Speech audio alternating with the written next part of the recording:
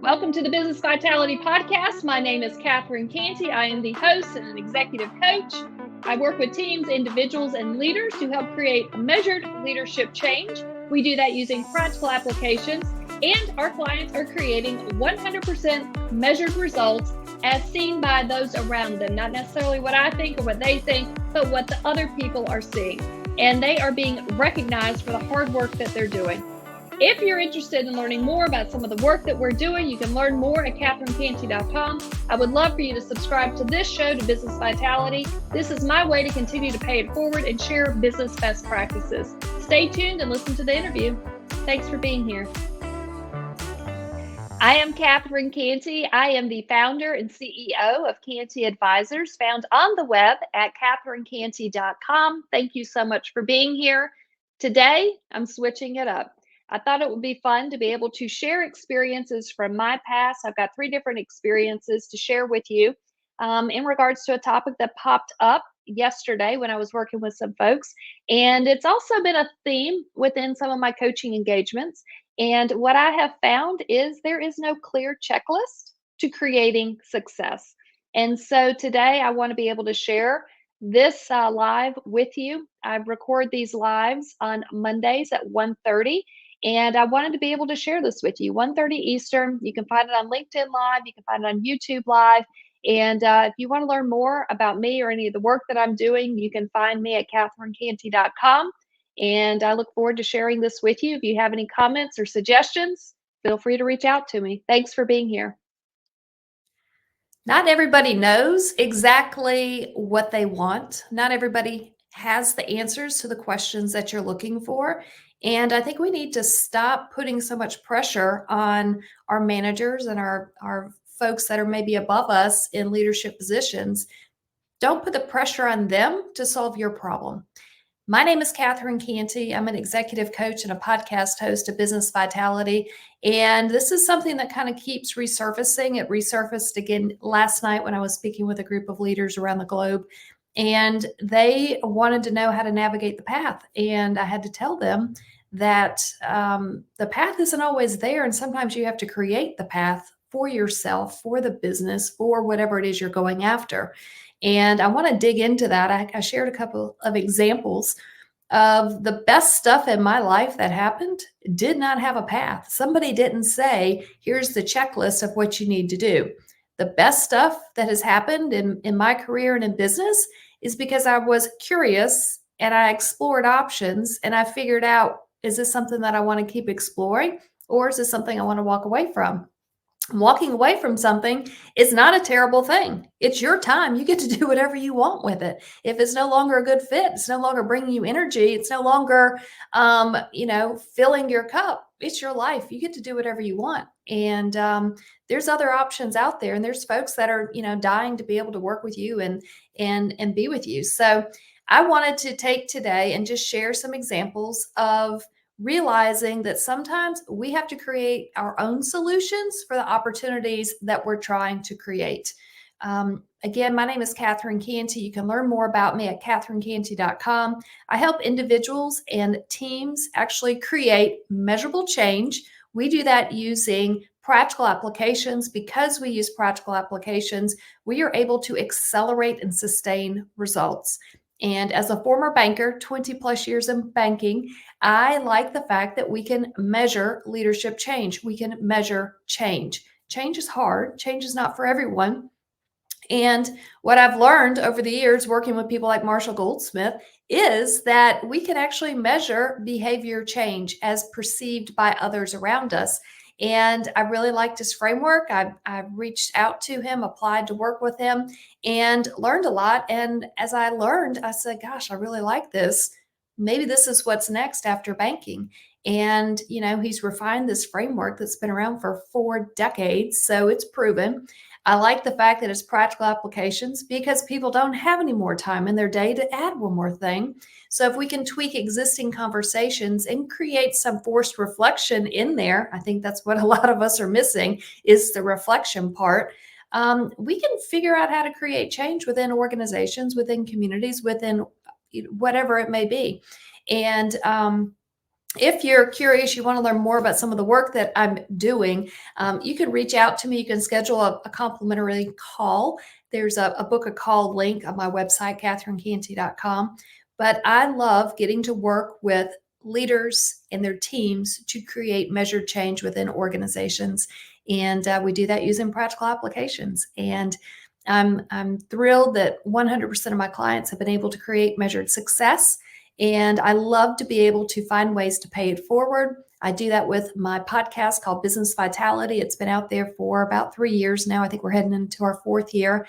And what we do is we celebrate leaders and ask leadership type questions, because what I have found in my own personal experience is if we grow the people, the business grows as well.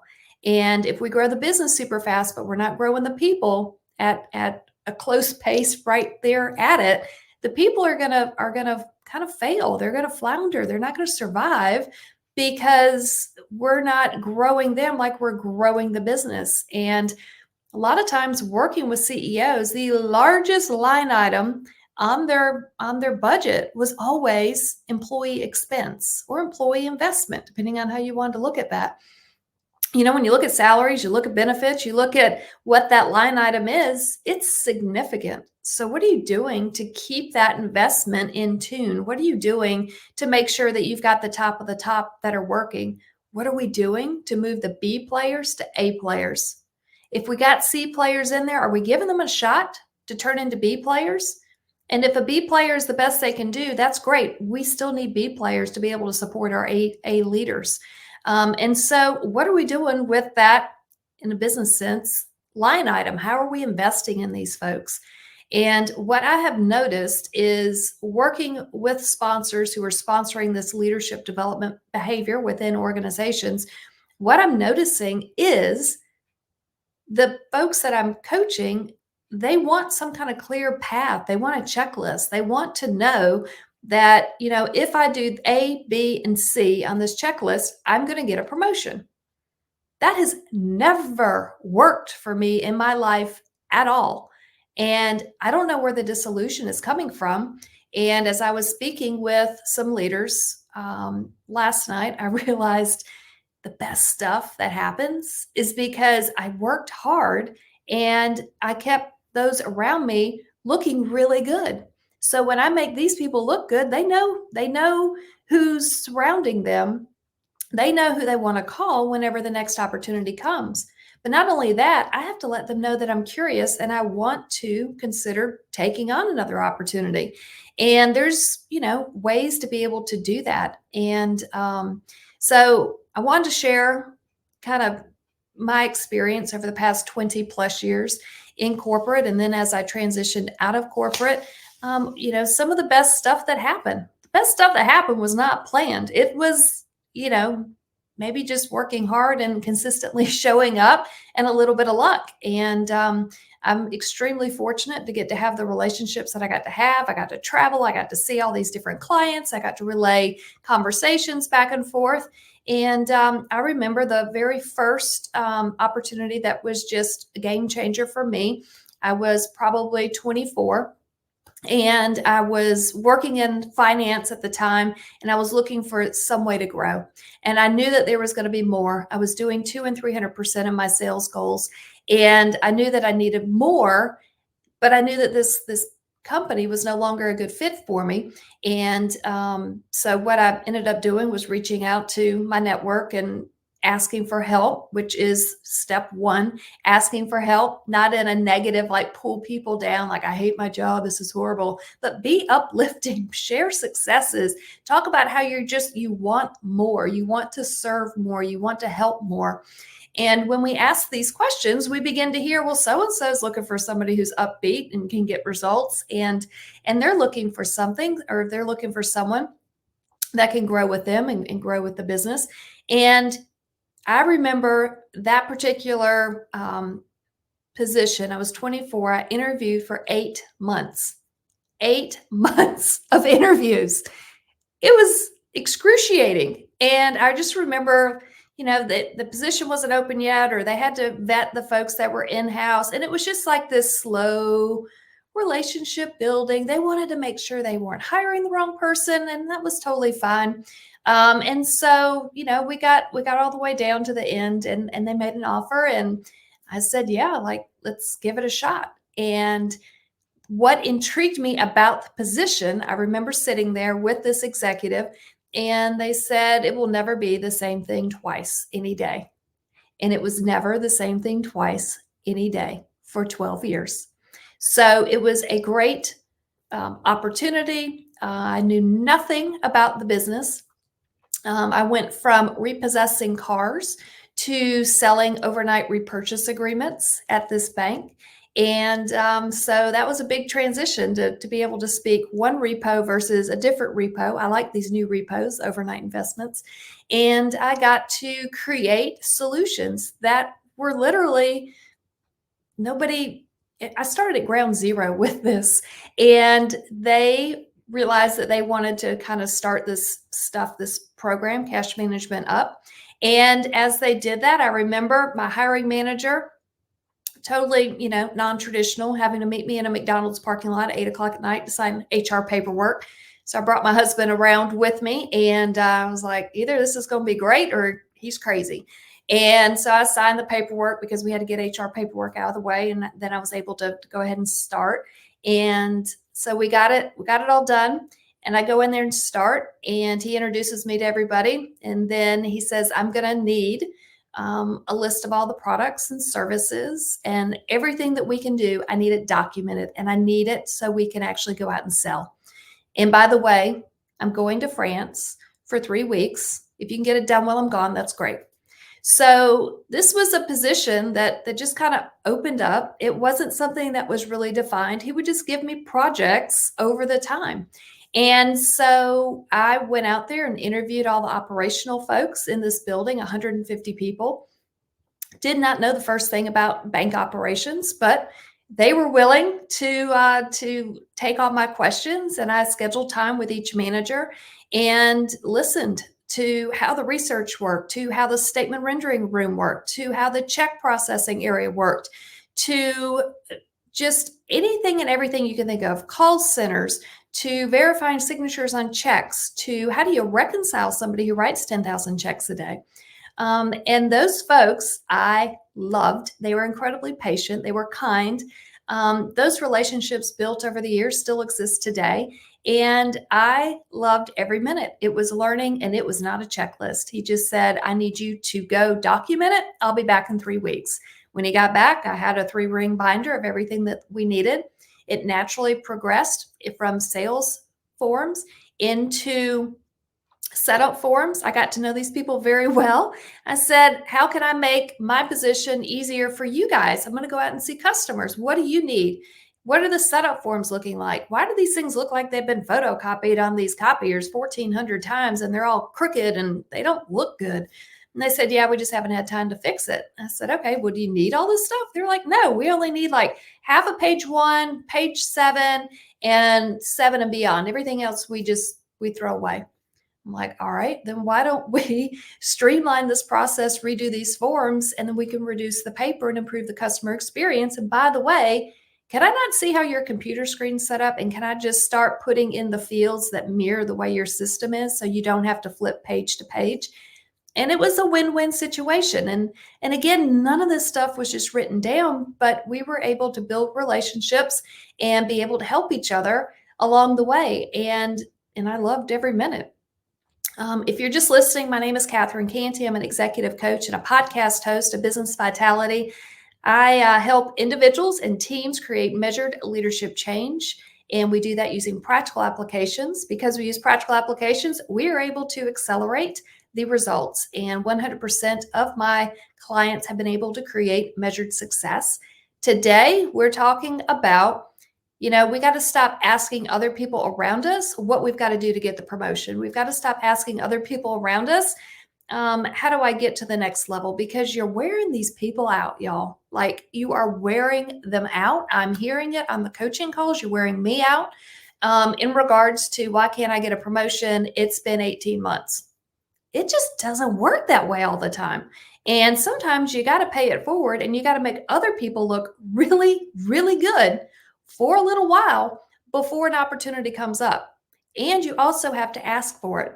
And, I want to share another experience that I had after I had 12 years with this one organization with cash management. I totally went from repoing cars to selling overnight repurchase agreements. And then, so that's on the deposit side. Then I go to a different bank because I reached out because I knew it was time to grow and kind of see what else is out there. And yes, I'm just fast forwarded 12 years and there's a lot more stories. If you like this kind of winging it scenario, I can keep sharing stories if you like. But I went from repoing cars to selling overnight repurchase agreements to going to a bank that doesn't even take deposits. And again, reached out to an individual that I stayed in touch with. We had worked in the past and we were able to grow that cash management business together. He since retired, he went over to this other group. And I just joked with him. I'm like, you were never really happy and smiling when we were working together in the cash management world, but now you're happy and smiling over here at this other bank. I said, if something opens up, will you keep me in mind? And he would just laugh and he'd leave, after lunch, he'd laugh and walk off. Well, fast forward years and years later, I probably was about 2 years or so. And he said, yeah, something opened up. Well, he called me while I was on maternity leave. And so we decided to meet. And I said, I don't know anything about this lending side of the business. I've always been on the cash side. He was like, it's not that hard. You've got to manage relationships. You're really good at managing relationships. I said, okay. He said, matter of fact, it's even easier than what you're doing right now. I said, how so? And he said, look, you've got 42 brands where you're working right now, 42 charters, 42 board of directors, 42 correct ways of doing business. He said, over here, we only have 19. It's half. Like super easy. Just got to manage relationships. I was like, okay, well, I'm on maternity leave. Nothing else is going on. If you knew me at the time, I had just moved into a house that we had renovated. My husband was shutting down a business. He was starting up another one. And we just had a baby, like I mentioned. So I was like, sure, let's leave 12 years of knowing the norm and switch it and go over to this other bank that I don't know anything about. But I did know that other guy, and I was like, enjoyed working with him. He's creative, supportive. He's a sponsor, he's got my back. So I decided to take a chance and go do that. And again, this was not me walking into an environment with a predetermined checklist. This was a group of executives who've been doing this business for a very long time, and they were looking for new ideas. They were looking for ways to respond to the changes in the market. And what they had, they didn't want to keep doing, and they took a shot on me. And they only had 19 relationships. I managed 3 in the beginning. And within 90 days, our team would be individually scored on how well we performed. My manager, not the guy, not my sponsor in there, but my manager said, look, you got to keep a 3 out of 5 to keep your job. I was like, I really want to keep my job. I just left another one. So he said, you got to keep a 3. So scale of 1 to 5, 3, you get to keep your job. I was like, fingers crossed, I get to go keep my job.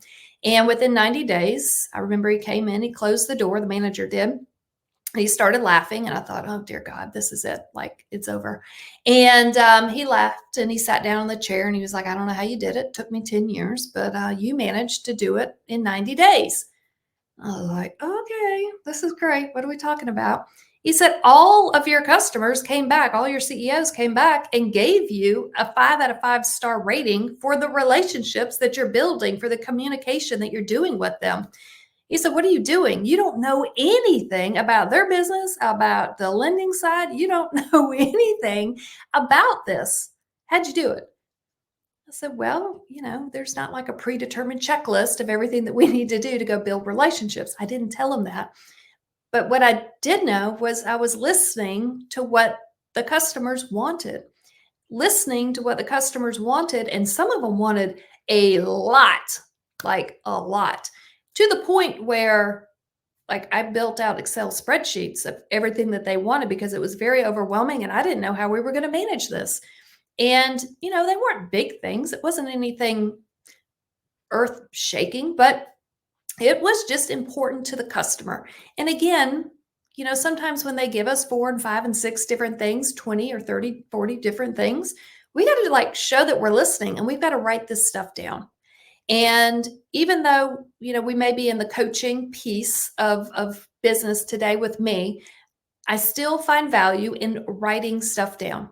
We've got to be able to show active listening and write this stuff down. When we do that, we're showing that we're valuing the other person's time. We're showing that we're probably going to go follow up with these particular items. We have a mutually agreed upon document. If I create it and they were like, yeah, that's everything, they feel heard. Now we've got like a game plan that we can work towards going together. And, as I coach with folks and executives and teams, I'm like, write this stuff down, show active listening, show that you care enough to be able to have some transparency between what are we working on and who owns what piece. And I just remember in the very beginning of that particular role that didn't really have a checklist of like, what are you going to do when you go out there? I didn't know. I did know that I wanted to listen to the customer first, and second, capture whatever information that they had and that whatever they valued as important, so then I could bring it back and hopefully translate the language into operations speak. Because you got customer speak and you got operations speak. Operations speak, we can use acronyms for an entire paragraph and nobody knows what we're talking about except for that person in operations. Every acronym in the book, I feel like, is in banking and probably any other industry that you may be in. So we all have these acronyms, and my job was to take what the customer needed and break it down to operations, and then get operations to tell me what they could and couldn't do, and then break it down to the customer. And it always had to align with what we were doing with the boardroom strategic vision. So I think of it as a kind of a three-legged stool, but we've got to create communication between these three different areas. And with this unique opportunity to get to go out and talk to these three customers, I loved it. Like, I got to go listen frontline opportunities. I wouldn't call them problems, but opportunities to get to solve and be able to bridge the communication along the way. And I loved it. And to go back to winging it and not always having a solution and not exactly knowing the path that we need to go, we had an opportunity to call on a new client. A new client in this environment was unheard of. And I took a chance, and there was no script. There was no path of how do you navigate this kind of stuff. I just wanted people to know that, if there's an opportunity to go work on this new client relationship, I would love to be considered. So I had a track record. At the time I had been there, I believe, probably 4 or 5 years. And this opportunity came up probably around 4 years. And at that point, I had moved my customer base from 3 to 5 of the 19, and was able to really take a long list of issues and drill them down to where, just had regular cadence and maintenance and all that good stuff. And I just said, hey, if the opportunity comes up, I sure would love the opportunity to get to go work on this new prospect, this new client. And then I stepped back and I let it marinate, and I just kind of let it be. A lot of folks I'm working with right now, and I guess maybe not a lot, but a handful are coming to mind, where they're just so worried about the promotion. They need the promotion. They need the promotion. They're worried about what Steve is doing and what Mary is doing. They're not worried about what they're doing. Stay focused on yourself. Stay focused on delivering results. And if you're doing a good job, you'll get recognized and you'll get promoted. It's the way it works. But when you're beating these people down, you're beating your managers down, you're beating the sponsors down, you're beating HR down, and they're like, why can't I get promoted like everybody else? I do more work than they do. And that may be true, but are you doing the right work? Or are you just doing work to show that you're doing more work than these other people? Because if you're not getting promoted, you're not doing the right work. You're not doing the right recognition. You're not creating the right change. You're not focused. You're not aligned. And so often during these coaching, alignment calls, I'm learning the individual thinks that they're doing the right work. And then I align up with the manager, the sponsor, the folks in the organization, and they're like, oh, they did the work. But that's not what we need them to do. They're busy doing things, but that's not what we need them to do. So, if you're not getting the promotion, you're not doing the right work. You may be doing work, but you may not be doing the right work. And these promotions, they just don't happen. And so we've got to be able to open up our ears, listen to the conversations, what's going on around us. But I want to bring back to the point that there were opportunities that came up. I didn't even know this existed. There was no checklist, but I wanted the opportunity to call on their first new client in over 20 years. I wanted the opportunity to be considered to help manage that relationship. I asked for it. I stepped away. I let them kind of think it over. They came back to me based off of my track record and gave me a shot. So my name is Catherine Cantey. I'm an executive coach and a podcast host of Business Vitality. Business Vitality, I share best practices with businesses and leaders. And I've been having this podcast recorded now for probably 3 or 4 years. And if you want to listen to some of those case studies and best practices, they're out there. They're found on all the major outlets for podcast. And my executive coaching work, I'm one of 12 of Marshall Goldsmith Stakeholder Center coaches in the US. And all 100% of my clients have been able to create measured success using Stakeholder Center coaching. And I help teams and individuals create measured change using practical applications. Because we use practical applications, we're able to accelerate the results. And today, I want to talk about 3 different opportunities that have come to me, not because I completed a checklist, but because I wanted to figure out, I wanted to lean in, I wanted to find my own opportunities. And the first thing I talked about was my cash management role, where I went from repoing cars into selling overnight repurchase agreements. I did that for about 12 years.